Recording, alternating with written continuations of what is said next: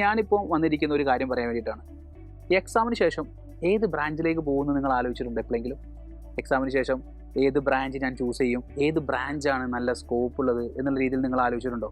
ചിലപ്പോൾ ചില ആളുകൾ ചെറുപ്പം മുതലേ ഇങ്ങനെ വിചാരിച്ചിട്ടുണ്ടാവും, ചെറുപ്പം മുതലേ ഇങ്ങനെ ആഗ്രഹിക്കുന്നുണ്ടാവും. ചില ആളുകൾ ചിലപ്പോൾ വീട്ടിലുണ്ടാവുന്ന ബ്രദേഴ്സോ സിസ്റ്ററോ ആരെങ്കിലും കണ്ടിട്ടോ കുടുംബത്തിലുണ്ടാവുന്ന ആരെങ്കിലും കണ്ടിട്ട് ഇന്ന എഞ്ചിനീയർ ആവണം ചിലപ്പോൾ ചെറുപ്പം മുതലേ ഇങ്ങനെ ആഗ്രഹിച്ച് വന്ന ആളുകളായിരിക്കും ചിലപ്പോൾ മെജോറിറ്റി ഉണ്ടാവുക. അതായത് ചിലപ്പോൾ ബ്രദർ ഇപ്പോൾ മെക്കാനിക്കൽ എഞ്ചിനീയർ ആണെങ്കിൽ എനിക്ക് മെക്കാനിക്കൽ എഞ്ചിനീയർ ആവണം. ചിലപ്പോൾ അതിൻ്റെ സ്കോപ്പ് കാര്യങ്ങളൊന്നും ചിലപ്പോൾ അറിയാനുണ്ടാവില്ല. എന്നാലും നമ്മൾ എന്ത് ചെയ്യുന്നുണ്ട്, നമുക്കൊരു ആഗ്രഹം ചെറുപ്പം മുതലേ വന്നിട്ടുണ്ടാവും. ചിലപ്പോൾ അവരത് തന്നെ ചൂസ് ചെയ്ത് മുന്നോട്ടേക്ക് മൂവ് ചെയ്യും. എന്നാൽ ഇനിയുള്ള കാലഘട്ടത്തിൽ ഏതാണ് ബെറ്റർ കോഴ്സ് എന്ന് മനസ്സിലാക്കിയിട്ട് ഇനി ഏത് കോഴ്സ് ചൂസ് ചെയ്യണം എന്നുള്ളൊരു കൺഫ്യൂഷൻ നിങ്ങൾക്കുണ്ടോ?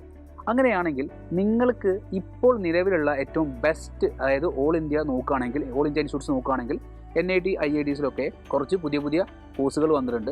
സോ ആ കോഴ്സുകളൊക്കെ ഒന്ന് ഉൾപ്പെടുത്തിക്കൊണ്ട് ഏതാണ് നിങ്ങൾക്ക് ഇനി ഇപ്പോൾ നിലവിലുള്ള ഏറ്റവും ബെസ്റ്റ് 10 എന്ന് വേണമെങ്കിൽ നമുക്ക് സംസാരിക്കാം. ആ ബെസ്റ്റ് 10 കോഴ്സുകളാണ് ഞാൻ നിങ്ങൾക്ക് മുന്നിലേക്ക് കൊണ്ടുവരുന്നത്. അതിൻ്റെ ഡീറ്റെയിൽഡ് ആയിട്ടുള്ള ഒരു റിവ്യൂ നമുക്ക് അതിന് ശേഷം, നിങ്ങൾ എക്സാമിന് ശേഷം നമുക്ക് അതിലേക്ക് വരാം.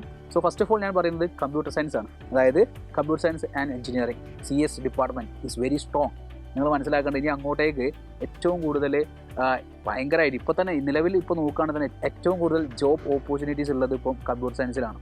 നല്ല പാക്കേജോട് കൂടി, നല്ല ഹെവിയർ പാക്കേജോട് കൂടി ഏറ്റവും കൂടുതൽ ജോബ് ഓപ്പർച്യൂണിറ്റീസ് ഇപ്പോൾ കമ്പ്യൂട്ടർ സയൻസിലുണ്ട്.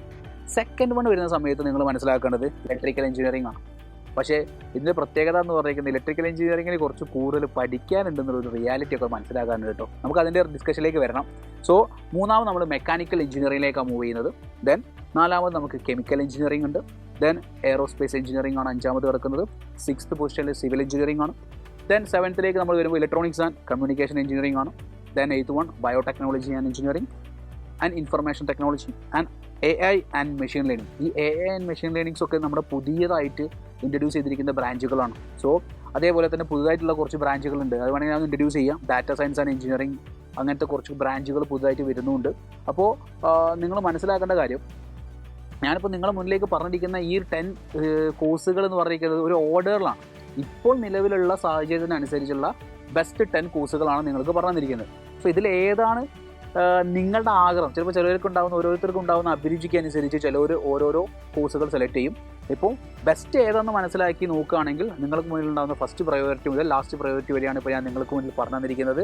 സോ ഏതാണോ എന്ന് നിങ്ങൾ മനസ്സിലാക്കുക. ഇനി അതിൻ്റെ ഡീറ്റെയിൽഡ് റിവ്യൂസ്, ഓരോ ബ്രാഞ്ചിൻ്റെ ഡീറ്റെയിൽഡ് റിവ്യൂസ് ആയിട്ട് നമുക്ക് ഇനിയും കാണണം. All the very best. By.